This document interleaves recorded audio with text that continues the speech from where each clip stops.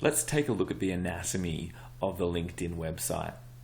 When you first log into LinkedIn, it can seem a little bit confusing because it is very different to the other social networks.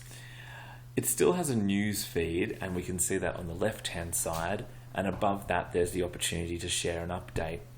Now, LinkedIn tends to work a little bit differently to other networks in that a lot of people might be on LinkedIn but are not necessarily sharing updates. If you are going to share an update, it should be about your industry, about interesting news, about something that you would want to share with people in your industry. It's not really the place to share sort of updates on what you're doing that day, for example. It's very much on a professional level.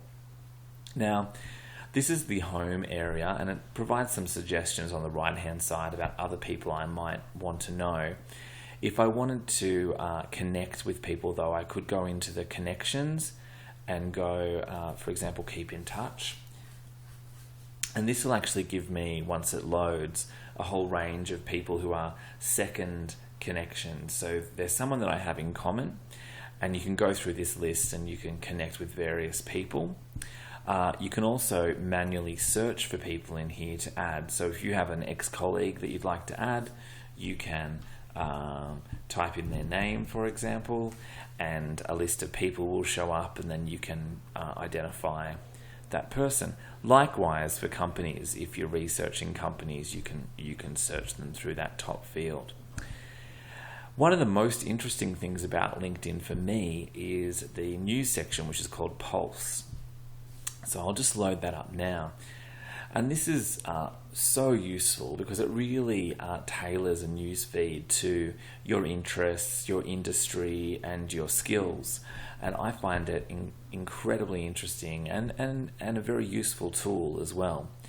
It's strange that it's kind of tucked away on the website, but it is worth noting that there is now a Pulse application that you can have on your phone as well, which goes straight into the news part, and it's very similarly in its layout to this, and again is very, very useful. I'll just go to my profile.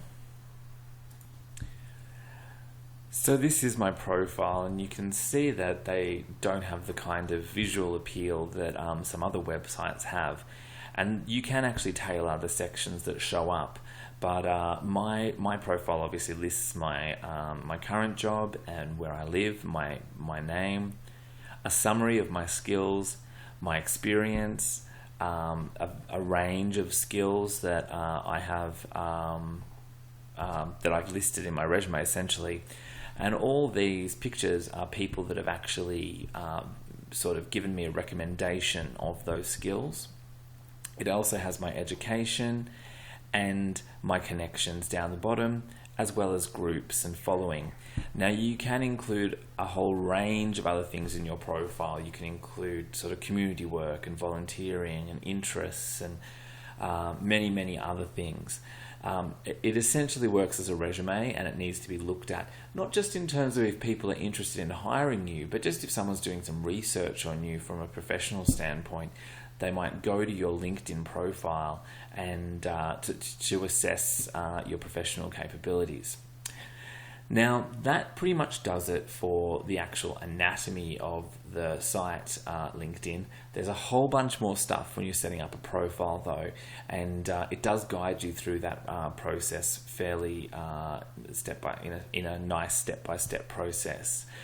And once again, if you haven't already got a LinkedIn profile, I'd really encourage you to go make one, while you're going through this module, because they're extremely worthwhile.